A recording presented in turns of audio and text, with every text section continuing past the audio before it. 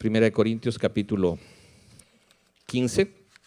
Vamos a enfocarnos en los primeros 20 versículos de esta carta. Vamos a orar y vamos a pedirle al Señor que nos dirija en esta tarde y durante toda esta semana para recibir la Escritura, recibir su palabra. Acompáñame, vamos a orar. Señor, te damos gracias en este día que nuevamente nos permite estar juntos, reunidos en tu nombre, Señor, para recibir de ti, Señor, el alimento, el sustento de nuestras vidas, que es tu palabra. Gracias, Señor, por tu palabra. Sabemos que todo lo demás se acabará, el cielo y la tierra pasarán, dice en tu escritura, Señor, pero tu palabra no pasará, Señor. Tu palabra es eterna. Todos los deseos de los ojos, los deseos de la carne, la vanagloria de este mundo, que no proceden de ti, sino del mundo, Señor, pasa y sus deseos y todo, Señor, pero el que hace la voluntad de Dios permanece para siempre. Ayúdanos a hacer esta voluntad eterna en la palabra eterna que tú nos das, Señor. Te damos gracias. Ayúdanos a recibir este mensaje, Señor, para poder ser testigos fieles, Señor, de tu presencia en nuestras vidas. Te damos gracias y te pedimos todas estas cosas en el precioso nombre de Cristo Jesús. Amén. Amén. Entonces vamos a tomar este pasaje recordando algo, ¿verdad? Que lo que vimos la semana pasada, que pues en el caso de José, ¿verdad? Estaba pasando por momentos difíciles en su vida después de que Dios tenía un plan y un propósito perfecto para él, ¿verdad? Iba a ser usado posteriormente vamos a ver en los siguientes capítulos que iba a ser usado grandemente por Dios, ¿verdad? Para la salvación de su pueblo, pero tenía que ser instruido primero para poder ser un siervo santo que sobresale en cualquier circunstancia que vimos la semana antepasada. Y estaba pasando por circunstancias ahí en la prisión, difamado por la esposa de su amo, ¿verdad? Por la esposa de Potifar, pues fue a parar a la cárcel después de que había sido vendido como esclavo y había estado aprendiendo en este aprendizaje a servir a su amo, en este caso a Potifar, por muchos años, después de que sus hermanos lo vendieron. Circunstancias difíciles, adversas que estaba viviendo. Tal vez su padre se adelantó, ¿verdad?, en el propósito y con buena disposición lo puso como con diferencia ante sus otros hermanos, le dio pues esa túnica de colores, esa autoridad, esa preferencia. Pero Dios tenía un plan, ¿verdad? En medio de todo Dios tiene un plan y a veces, aunque nosotros cometamos errores, y yo creo que como padres cometemos muchos errores con nuestros hijos al tratar de que no pasen por circunstancias, ¿verdad? El Señor es soberano y en este caso en José estaba cumpliendo su plan, ¿verdad? Porque su plan fue desde el inicio, desde la creación del mundo, no había un plan perfecto de redención, de cumplimiento de una promesa, la promesa de redención por medio de Jesucristo, ¿verdad? Entonces, todo eso tenía que cumplirse y esta va a ser una imagen, ¿verdad? Con la vida de José lo hemos visto, esa imagen de ese cumplimiento de esa promesa, esa imagen de ese Cristo que vendría, ese Cristo que nacería, pero que tenía un propósito, ¿verdad? De ser el medio para poder obtener esa salvación, ¿verdad? De ser el sustituto para que nosotros podamos tener esa preciosa salvación, de lo que depende nuestra vida, ¿verdad? Y de lo que depende nuestro evangelio. Y él era fiel a ese mensaje. El Señor, de parte del Señor había recibido José esos sueños, ¿verdad? Que también pues él iba y los contaba a sus hermanos, que le hizo acreedor también de la envidia, del aborrecimiento de sus hermanos, pero también le había dado la sabiduría para la interpretación de sueños. Decíamos la semana pasada que los sueños eran una forma de comunicación de Dios en ese tiempo. Ya se había comunicado a veces en este mismo libro de Génesis con Abimelech, se había comunicado con el mismo Jacob a través de estos sueños. Y ahorita estaba mostrando un propósito para dos personas ahí en la cárcel, ¿verdad? El jefe de los coperos, el jefe de los panaderos, les había dado este sueño. Les había cada uno dado un sueño especial que tenía una interpretación y había escogido a José como esa persona autorizada por Dios, llamémoslo así, para interpretar este sueño. Y esa interpretación pues venía de Dios.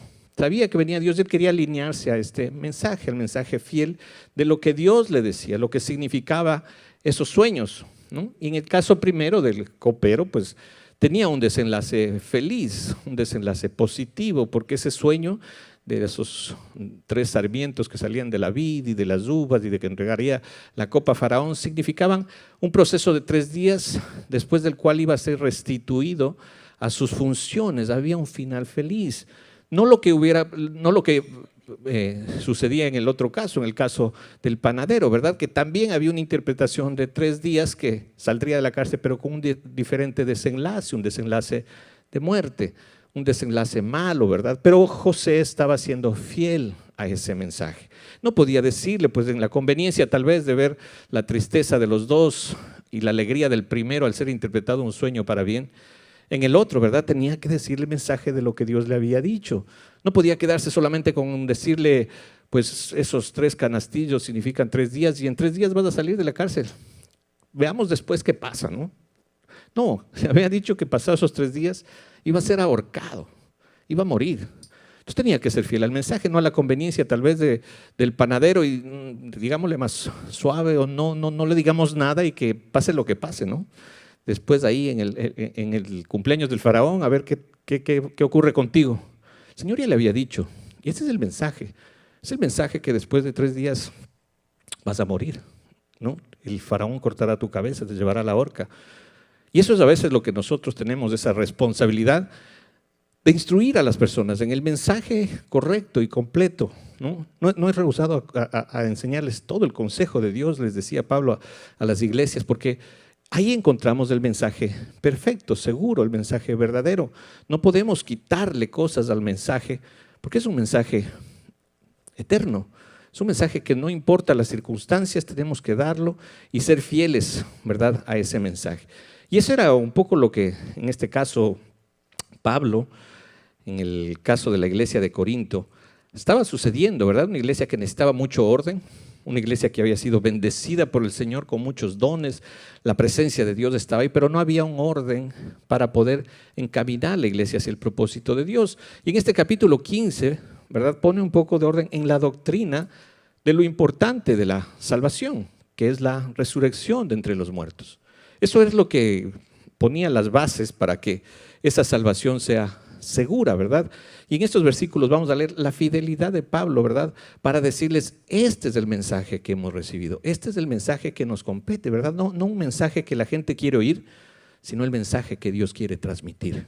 Eso es lo más importante. A veces nos dejamos guiar por la gente, por la necesidad, por lo que la gente necesita escuchar, por la comezón de oír de la gente, y nos desviamos de lo perfecto y de lo puro y de la palabra de Dios, lo que quiere decirnos Dios. Por eso no hay nada mejor que estudiar la Biblia verso a verso. Eso ha producido en nosotros, yo no sé, un celo especial por la verdad. Que cuando vemos que esta verdad está siendo atentada, ¿verdad?, confundido, contaminada, a veces se nos hace muy difícil, ¿verdad?, en ciertas circunstancias. Pero aquí está, la palabra es verdad, la palabra nos va limpiando, la palabra nos va dando ese efecto, el efecto perfecto en nuestras vidas, ¿verdad? Así que vamos a leer estos versículos, recordarlo. Recuerda, ya lo vimos, ¿verdad?, cuando estudiamos esta primera carta a los Corintios. Todo este capítulo habla de este tema. Si quieres, durante la semana, igualmente lo puedes recordar ahí en la aplicación. Creo que nos tomó 3 o 4 semanas estudiar todo el capítulo. Ahora vamos a ver los fundamentos, las bases, en donde Pablo se sustenta para decir que esta es la base de la predicación, la base del evangelio, el evangelio de la resurrección. Dice el versículo 1 del capítulo 15, 1 Corintios: además os declaro, hermanos, el evangelio que os he predicado. Sí se vale hacer declaraciones, ¿verdad? Yo declaro, ¿verdad? En este caso Pablo declaraba las buenas noticias, el evangelio que ha sido predicado. Y este es el evangelio que nos va a dar Pablo nuevamente, que les decía a los corintios. Quiero recordarles, este es el evangelio, quiero declararles el evangelio, el que ha venido siendo predicado, ¿verdad? El evangelio que ha sido recibido, porque fue un evangelio que fue recibido por la iglesia de Corinto, que ha sido recibido por todos nosotros. El evangelio, recuerden, son las buenas noticias de salvación. Son buenas noticias en el sentido eterno, ¿verdad? De la salvación, de un reconocimiento de que nuestras vidas necesitan un Salvador, de que no somos buenos, de que no hay ninguno bueno, como declara la Escritura, ¿verdad?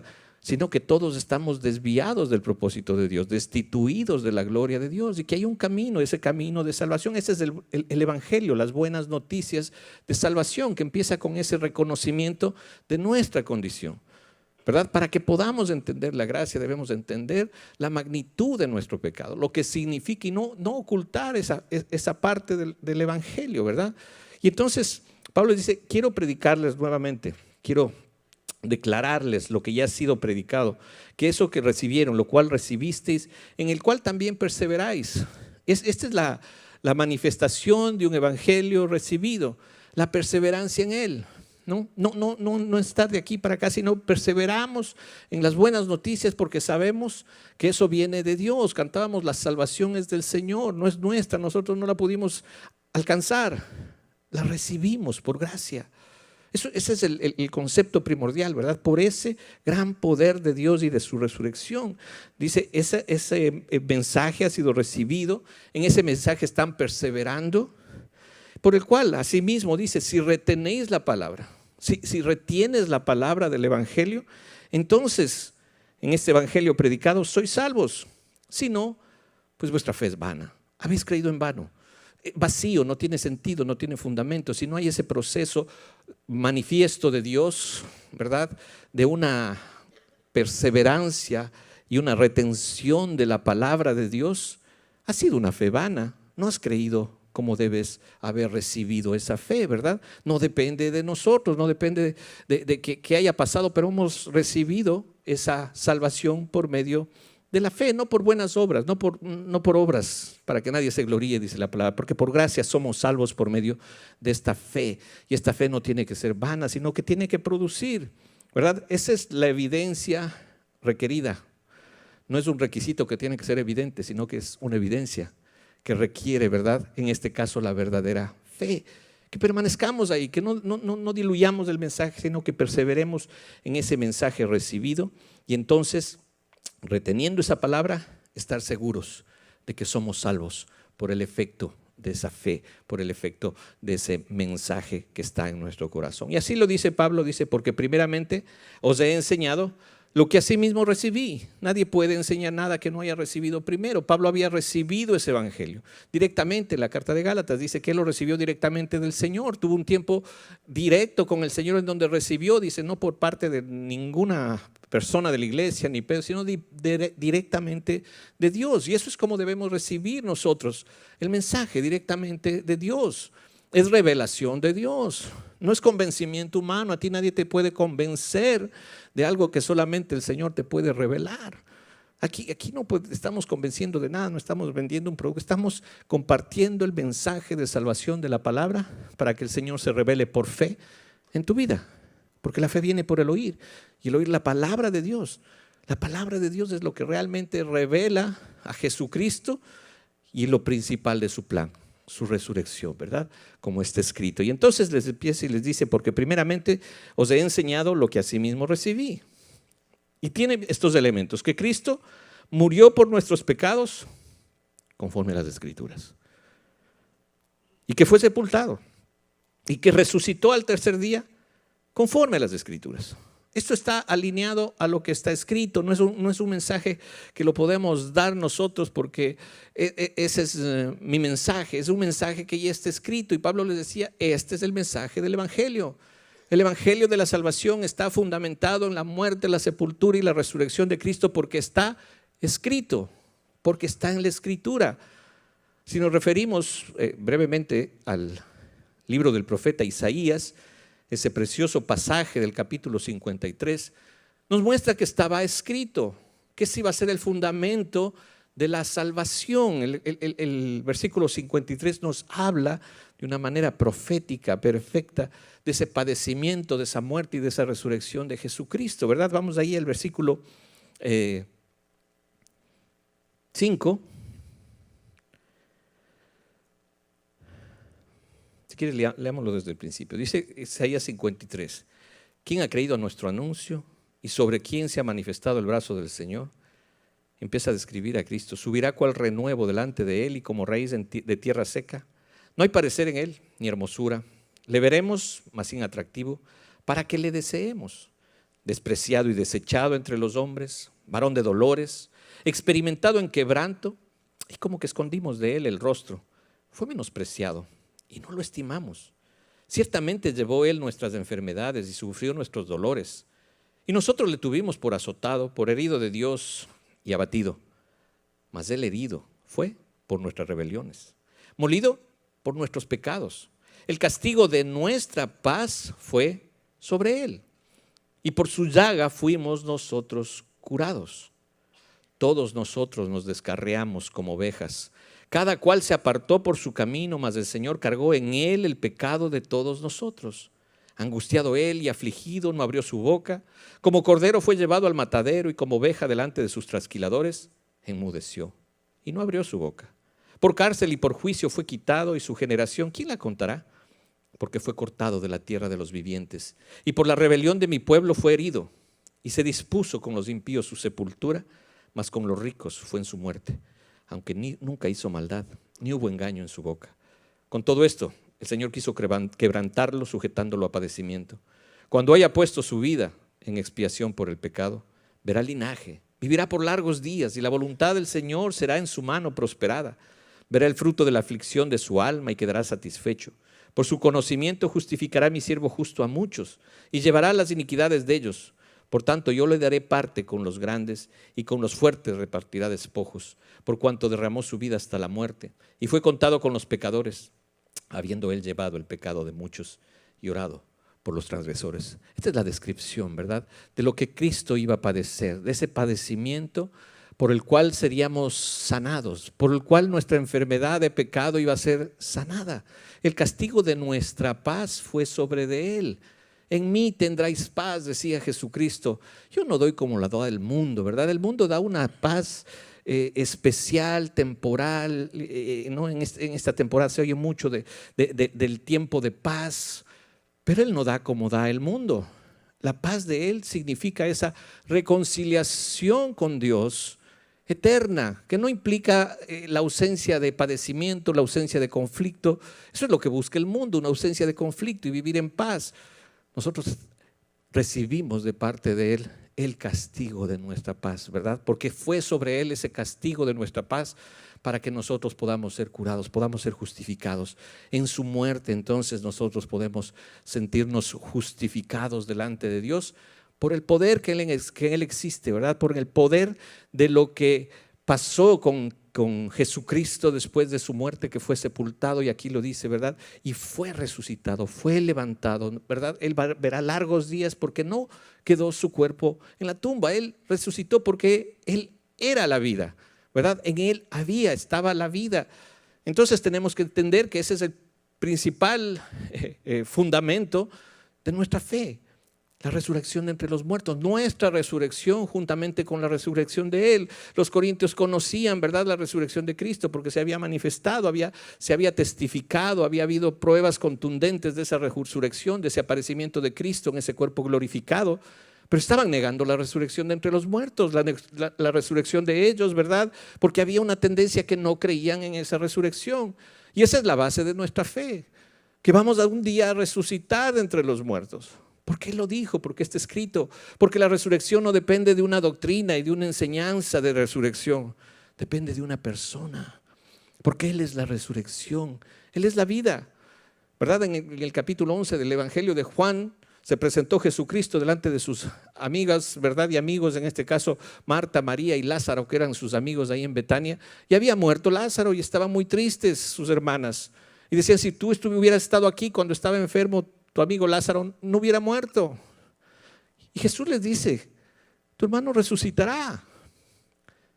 Y Marta decía, sí, yo sé que va a resucitar en el entendimiento de esa doctrina de resurrección.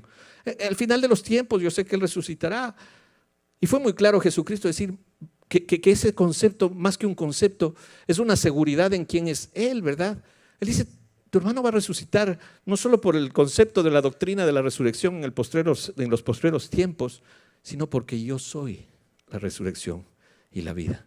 Y le confrontaba y le decía, Marta, yo soy la resurrección y la vida. El que cree en mí, aunque esté muerto, vivirá. Y el que vive y cree en mí, no morirá eternamente. ¿Realmente crees de esto, Marta? ¿Crees que no solamente es lo que yo entiendo por la resurrección, sino de quién es la resurrección? Que está fundamentado en Cristo, más allá de lo que puede decir la doctrina de la Escritura, sino en la persona de Cristo. Entonces hay seguridad, porque sabemos que si Cristo vive, entonces yo también vivo. Entonces yo también puedo estar seguro de esa resurrección de los muertos.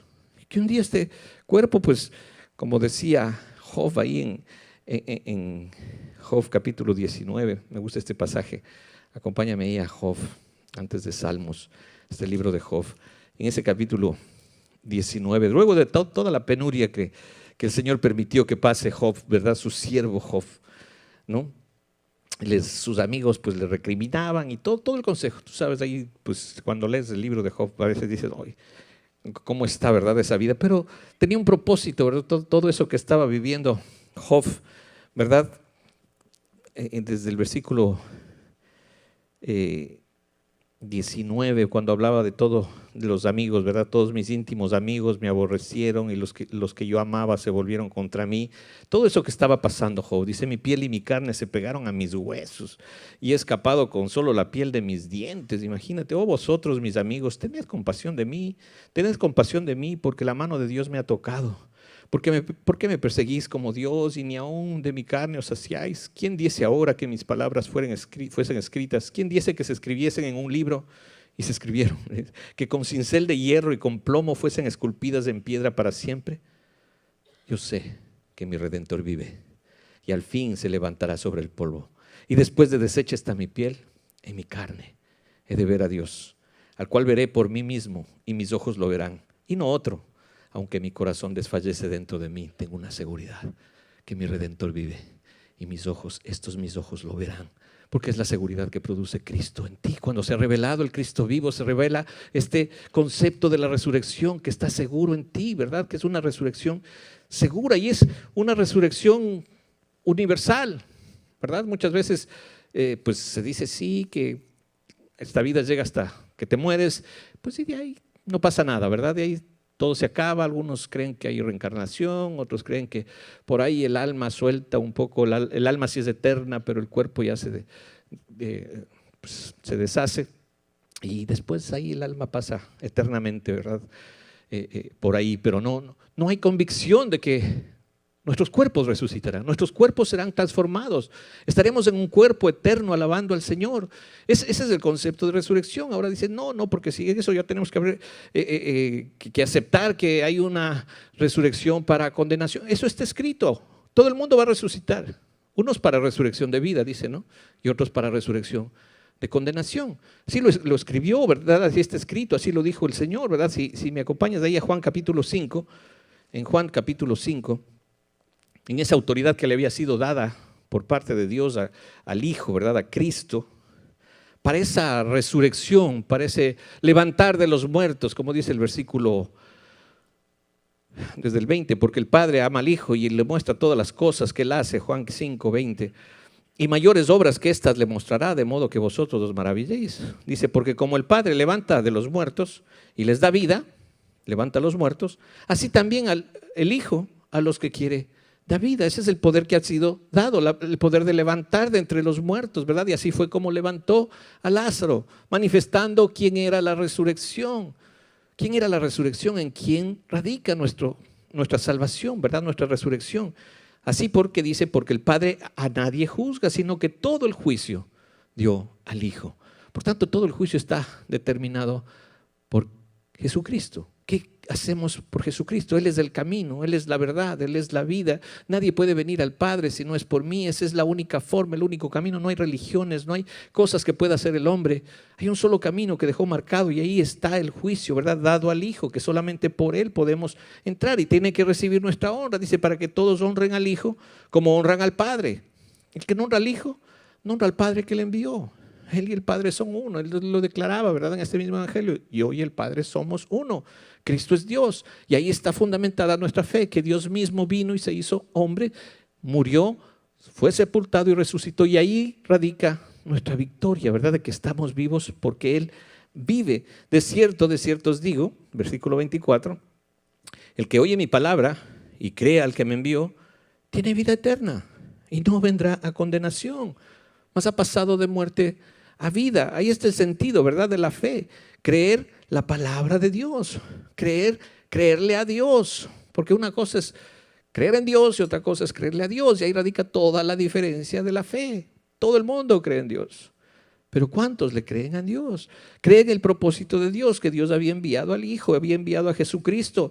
Y entonces ahí está nuestra salvación. El que cree al que me envió tiene vida eterna. Ya no viene a condenación. Ya no hay ninguna condenación para los que están en Cristo Jesús. Ya no hay condenación. Entonces, mas hemos pasado de muerte a vida. De cierto, ¿verdad? De una manera enfática el Señor lo decía, viene la hora y ahora es cuando los muertos oirán la voz del Hijo de Dios y los que lo oyeren vivirán. Porque como el Padre tiene vida en sí mismo, así también ha tenido, dice, así también ha dado al Hijo el tener vida en sí mismo. Recuerda que en Él estaba la vida, Él era la resurrección, Él es la vida, y si estamos en Cristo, entonces tenemos vida, tenemos esa vida eterna, y también le dio autoridad de hacer juicio por cuanto es el Hijo del Hombre. Se encarnó, se hizo hombre. Él es el sacrificio perfecto por nuestros pecados. Siendo en forma de Dios, no estimó el ser igual a Dios como una cosa que aferrarse, sino que se despojó y se hizo como nosotros, en un mensaje glorioso, maravilloso, perfecto de su encarnación, ¿verdad? De su encarnación, del momento de su nacimiento, de su concepción y de su nacimiento. Fue algo sobrenatural.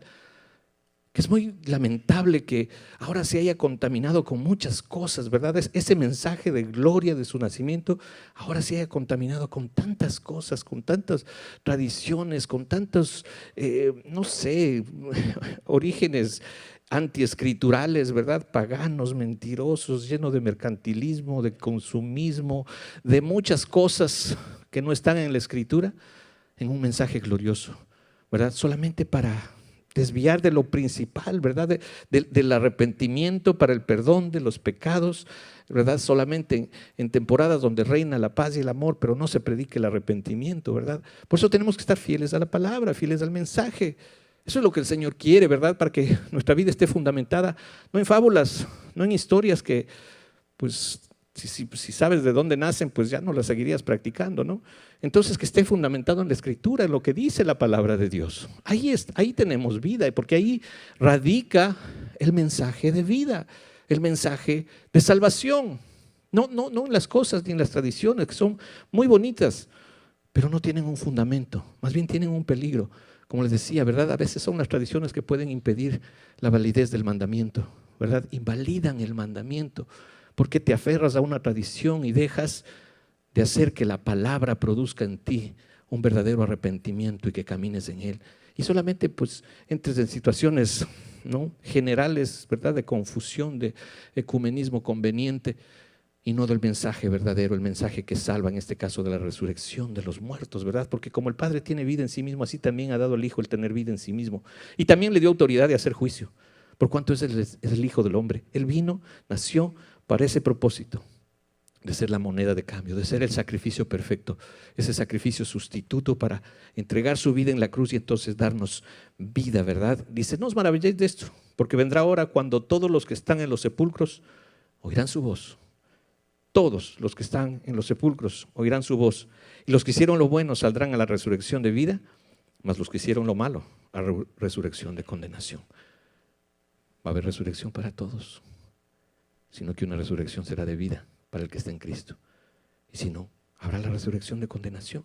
Y es el mensaje, el que no podemos ocultar, el mensaje de vida que solamente hay en Cristo, que solo hay en Cristo, que no diluyamos el mensaje solamente por conveniencias, ¿verdad? Hay un solo camino y ese camino está establecido por la muerte y la resurrección de Jesucristo. Y nuestra fe está fundamentada en esa resurrección, ¿verdad? Tuvo mucho testimonio, ¿verdad? Dice después, cuando Pablo les predicaba ahí a los corintios de este fundamento, ¿verdad?, de que Cristo murió, fue sepultado y resucitó, todo conforme a las Escrituras. Hubo se confirmó, ¿verdad?, una confirmación visible en los aparecimientos de Cristo resucitado, ¿verdad?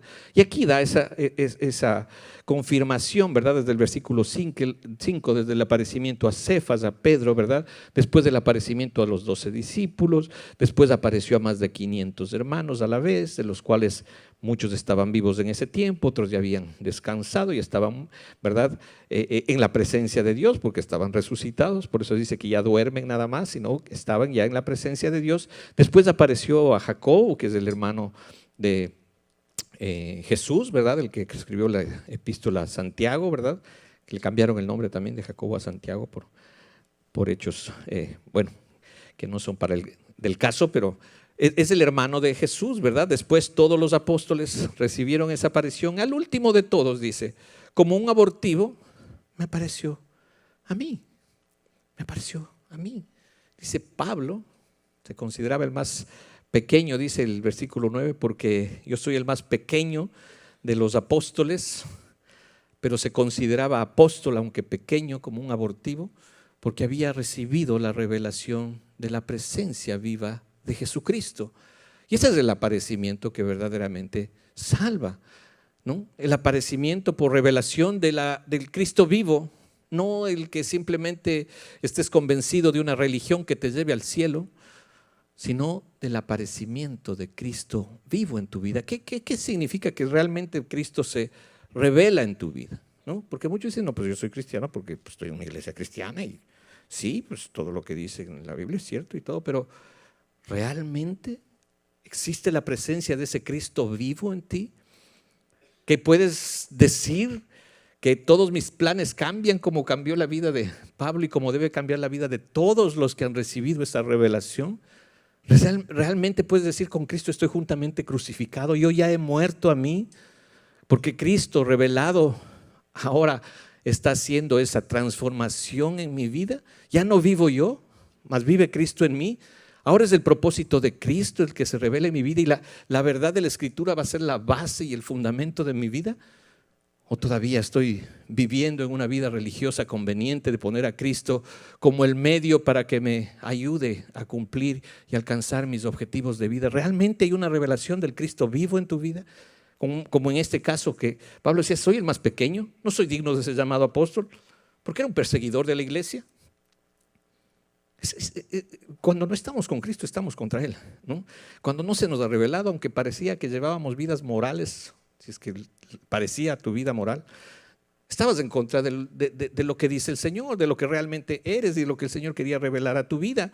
Entonces, esa revelación, ¿verdad? Que no es por otra cosa, por algún mérito que haya tenido Pablo, porque él se consideraba el más pequeño y el que no era digno de ser llamado apóstol, porque era perseguidor de la iglesia de Dios, lo recibió por gracia.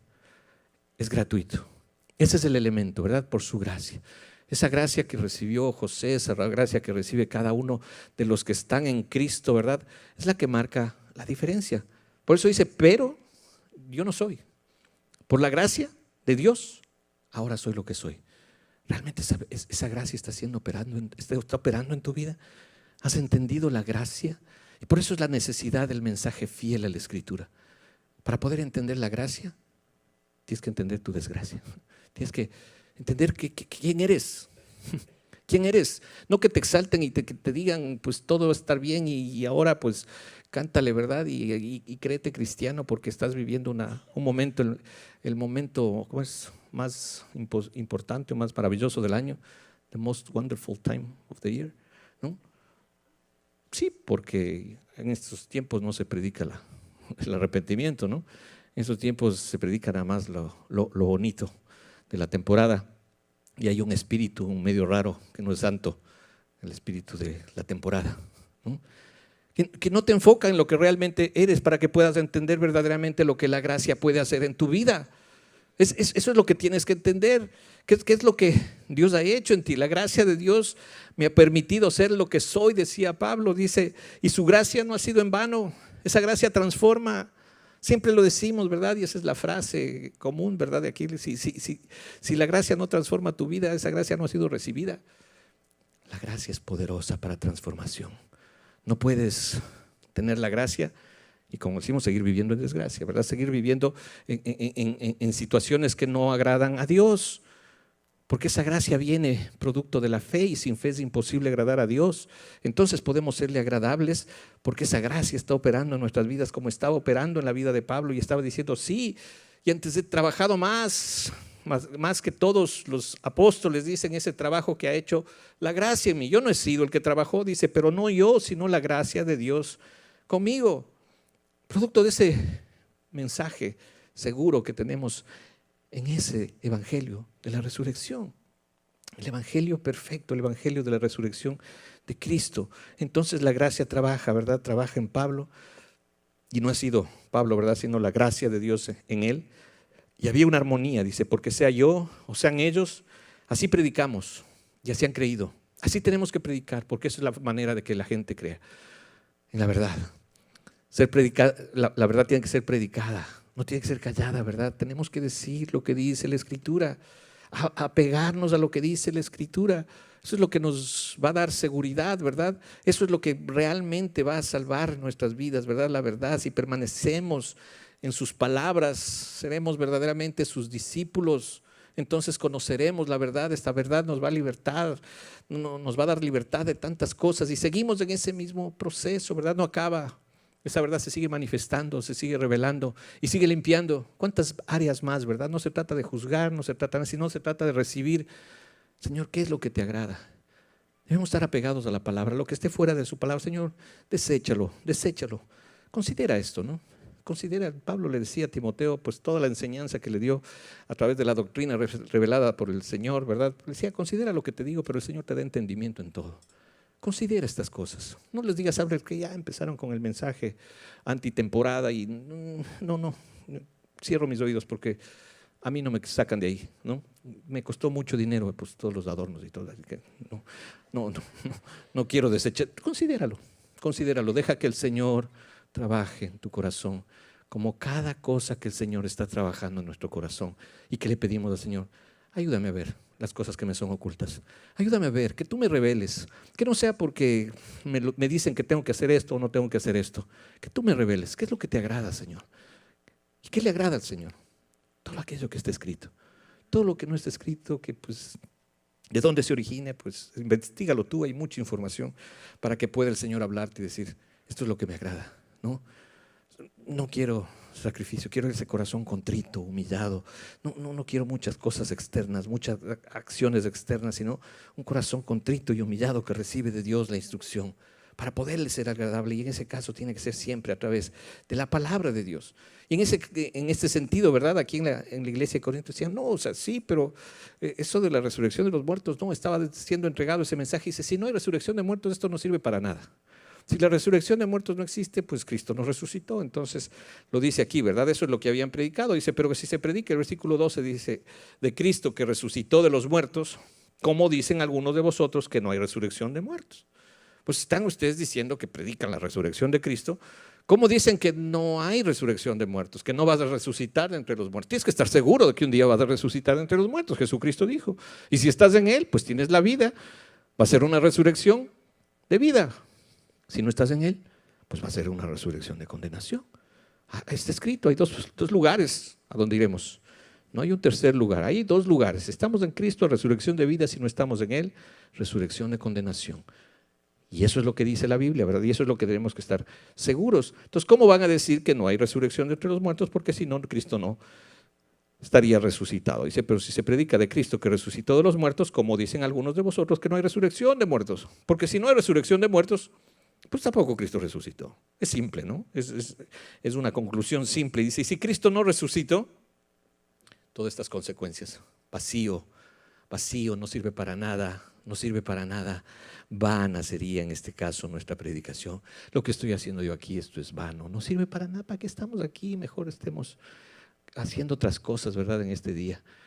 Vana es la predicación, si no hay el elemento de la resurrección, ¿verdad? Cristo no habría resucitado, entonces sería vana nuestra predicación, también sería vana nuestra fe. Todo esto de lo que creemos pues no tendría sentido.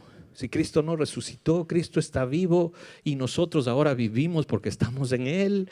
No tenemos que tener miedo, ¿verdad? No tenemos que tener ese temor al fin de nuestros días en este mundo, porque no estamos para este mundo. Hemos sido creados ahora en Cristo Jesús como creación suya para vida eterna, ¿verdad? Porque somos hechura suya, creados en Cristo Jesús. Y ahora estamos en este camino, ¿verdad? En este camino de buenas obras que Dios mismo preparó de antemano para estar caminando por gracia. Estamos aquí, es obra de la gracia, ¿verdad? Mi naturaleza está para estar haciendo otras cosas, pero por su gracia estamos donde estamos. Por su gracia estamos aquí, reunidos, escuchando algo que tal vez nuestra carne no quiere oír, pero que es palabras de vida eterna. ¿A quién iremos? ¿Ustedes también se quieren ir? Les decía el Señor. Ahí está, es el mensaje, directo, puro. Yo no he venido a traer paz de este mundo, espada, ¿verdad? ¿Quieren? Es el mensaje de verdad. O lo tomas o lo dejas, ¿no? Ustedes también quieren irse, les decía a los discípulos. Pues ¿a quién iremos? Solo tú tienes palabras de vida eterna. Solo aquí está la palabra de vida eterna. Tal vez no guste nuestros oídos, tal vez no satisfaga nuestra necesidad natural y temporal de motivación, pero son palabras de vida eterna. Satisfacen, ¿verdad?, la eternidad que Dios ha puesto en nosotros. Nos encamina a vida eterna, es segura. Esa palabra es segura. No permitamos que cosas temporales, ¿verdad?, nos desvíen de una realidad, de que debemos vivir en comunión con el Señor, en comunión permanente, que debemos serle agradables por medio de la fe, no por ningún ritual, no por nada, sino por esa necesidad de Cristo cada día. Porque si no nos sirve esta predicación, vana es tu predicación, vana es la fe. Dice, y somos hallados como mentirosos. Si esto no estuviera, si este elemento no fuera real, somos hallados falsos testigos de Dios. Porque hemos testificado, dice el versículo 15, de Dios que Él resucitó a Cristo, pues el cual no resucitó. Porque si en verdad los muertos no resucitan, si le quitas este elemento, pues Dios no le levantó de entre los muertos. Si no hay resurrección, pues no hay fe, no hay predicación, no hay sentido, todo sería vacío, ¿verdad? Porque hemos testificado a un Cristo resucitado, pero si no hay resurrección, pues en realidad no resucitó. Dice, porque si los muertos no resucitan, tampoco Cristo resucitó. Versículo 17, y si Cristo no resucitó, vuestra fe es vana, aún estáis en vuestros pecados. Otra consecuencia, ¿verdad?, de esa negación de la resurrección, que aún estaríamos en nuestros pecados, no habría sido limpiado, ¿verdad?, el pecado, no habría habido ese Cordero de Dios que quita el pecado del mundo, no, ahí está, estaríamos todavía en nuestros pecados, pero gracias a Dios que esto se produjo. Entonces también los que durmieron en Cristo perecieron. Los que murieron en Cristo están bien muertos, no hay esperanza, no hay nada que hacer, todo es vacío, todo es vano, no tiene sentido la predicación, no tiene sentido tu fe, no tiene sentido nada, pero gracias a Dios que este elemento es real en nuestras vidas, porque la presencia de Cristo ha sido revelada, ¿verdad? Porque ahora sabemos que vivimos no por otra cosa, sino porque Él vive. Y si es que el que tiene el Hijo, tiene la vida. El que no tiene el Hijo, no tiene la vida, ¿verdad? La ira de Dios está sobre él, o sea, tenemos al Hijo, tenemos la vida y ese principio, esa seguridad está en nosotros, ¿verdad? Porque si no, pues estaríamos muertos, ¿verdad? Estaríamos en nuestros pecados. Y los que murieron antes estarían bien muertos, ¿verdad? Y el versículo 19 dice, si en esta vida solamente esperamos en Cristo, si es que no hubiera resurrección, pues seríamos o somos los más dignos de conmiseración de todos los hombres. Si todo esto no estuviera, ¿verdad?, seríamos los más dignos de conmiseración de todos los hombres. Más ahora, ¿verdad? Versículo 20, el pero de Dios, esa circunstancia de Dios, más ahora Cristo ha resucitado. Es el mensaje, Cristo ha resucitado, Cristo vive. Entonces nuestra fe está bien fundamentada, nuestra predicación está enfocada en lo que está escrito. Lo que está escrito, por eso decidimos, tenemos la palabra profética más segura a la cual debemos estar atentos. Debemos estar atentos a la palabra de fe. Esta es la palabra de fe que predicamos. Esta es la palabra de fe que predicamos, decía Pablo en Romanos 10, ¿verdad? Esto es lo que está cerca, lo que debemos predicar, que si creemos en nuestro corazón que Dios le levantó de entre los muertos, confesamos nuestra boca a Cristo como nuestro Señor, entonces tenemos salvación. Ahí está fundamentada nuestra salvación en nuestra identificación con Cristo, en los elementos básicos de nuestra salvación, la muerte, la sepultura y la resurrección. Por eso ahora vivimos en una nueva esperanza, la esperanza de vida. Hemos sido renacidos, hemos vuelto a nacer, ¿verdad? Lo decía Pedro en ese mismo sentir, ahí en Primera de Pedro, el capítulo 1 de Primera de Pedro, cuando daba esta expresión, ¿verdad?, de su esperanza, que era una esperanza fundamentada en esa resurrección. Decía el versículo 3, dice, bendito el Dios y Padre de nuestro Señor Jesucristo, que según su grande misericordia nos hizo renacer para una esperanza viva por la resurrección de Jesucristo de los muertos. Hemos renacido por esa misericordia de Dios, por su grande, esa misericordia es inmensa, la misericordia de Dios que nos permite renacer. Ya no estar en una vida sin esperanza, sino haber renacido a una esperanza viva, ¿verdad? Eso es diferente. ¿Por medio de qué? Por medio del elemento de la resurrección de Jesucristo, porque tenemos un destino seguro. ¿Por qué dice el versículo 4? ¿Para qué? Para una herencia incorruptible, incontaminada, no se corrompe, no se contamina, es inmarcesible, ¿verdad? No puede ser alcanzada solo por el Señor y que está reservada en los cielos para nosotros. Esa es la esperanza de vida, eso es lo que guía nuestro caminar, eso es lo que nos permite vivir para Cristo. Porque sabemos y estamos arrastrados por su gracia, estamos arrastrados por el poder de esa resurrección en nuestras vidas, que eso significa, ¿verdad? La gran misericordia que ha sido alcanzada por Dios para con nosotros y que somos guardados, no por nuestras capacidades, estamos seguros y somos guardados. ¿Por qué? Por el poder de Dios, mediante del regalo de Dios, mediante de esa fe que ha sido depositada en nosotros. No teníamos ninguna capacidad para, ¿no? Simplemente el Señor en su misericordia entregó oídos para oír y nos ha sellado con su Espíritu, nos ha dado fe para creer esto. Es increíble, para la mente humana esto es, el mensaje de la cruz es locura para los que se pierden, pero para los que se salvan, esto es para los que tienen oídos para oír. Esto es poder de Dios, esto es poder de Dios.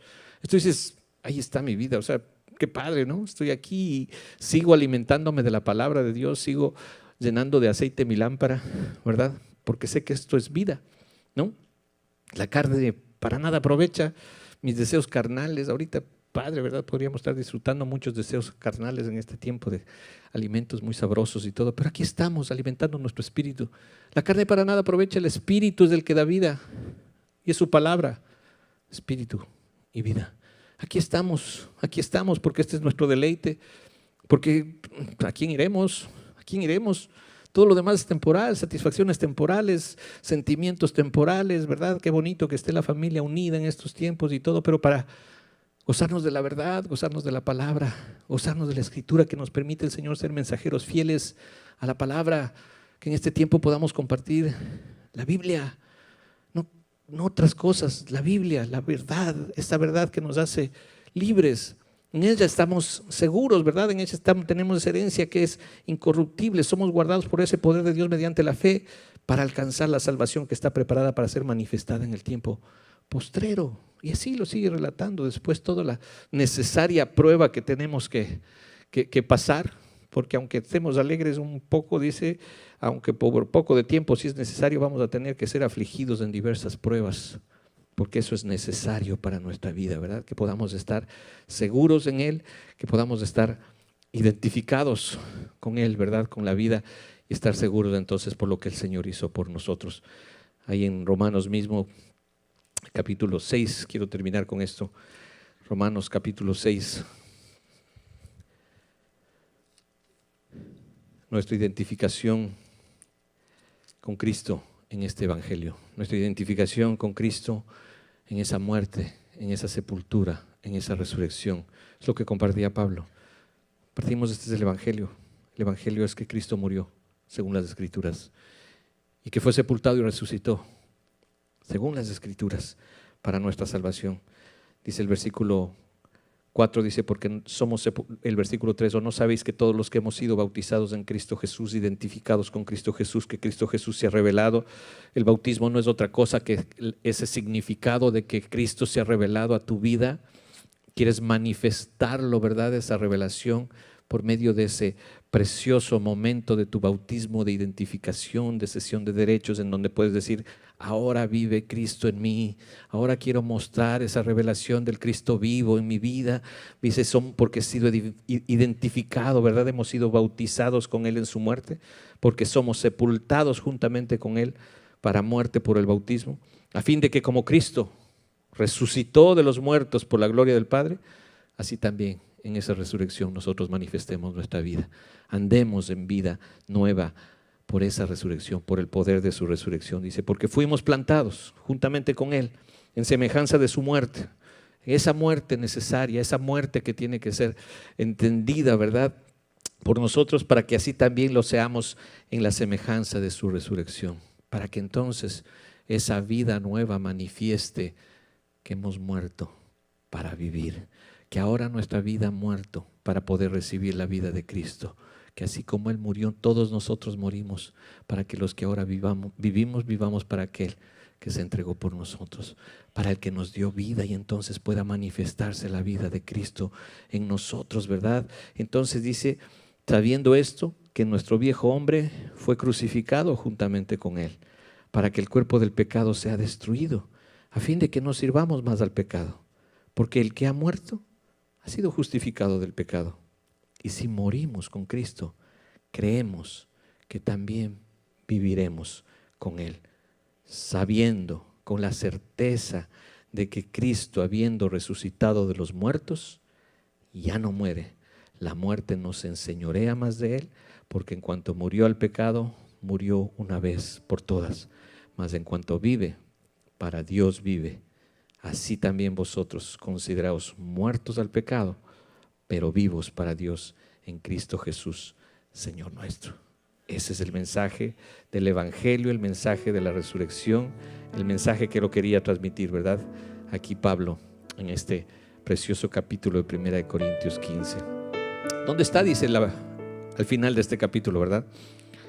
Esto corruptible se va a vestir de corrupción, esto mortal se va a vestir de inmortalidad. Ya lo explica durante este capítulo cómo va a ser ese proceso, ¿verdad? Y cuando esto corruptible se haya vestido de incorrupción y esto mortal se haya vestido de inmortalidad, entonces se cumplirá la palabra que está escrita. Se olvida, es la muerte en victoria. Ya no hay victoria para la muerte, ¿verdad? ¿Dónde está, oh muerte, tu aguijón? ¿Dónde, oh sepulcro, tu victoria? Ya que el aguijón de la muerte es del pecado y el poder del pecado la ley. Mas gracias sean dadas a Dios que nos da la victoria por medio de nuestro Señor Jesucristo. Que ese sea el mensaje que llevemos, ¿verdad?, en esta tarde, en nuestros corazones, y que podamos compartirlo. Que no erremos, que le pidamos al Señor que la verdad nos santifique, que la verdad nos ubique, que la verdad nos sea revelada, ¿verdad? Cuando dice en el versículo aquí del mismo capítulo, el versículo 33 de este capítulo 15, dice: no erréis, las malas conversaciones corrompen las buenas costumbres. Que en nuestras reuniones, donde quiera que vayamos, no sé, en estos días, que no haya malas conversaciones que corrompan esa buena costumbre de estar apegados a la verdad y a la palabra de Dios. Y que tampoco hayan malas costumbres que corrompan nuestras buenas conversaciones. Que no haya malas costumbres, que no haya malas tradiciones que corrompan la conversación fundamentada en la verdad. Entonces que el Señor nos hable, que nos permita vivir conforme a lo que es seguro, a lo que es eterno, al poder de la palabra de Dios.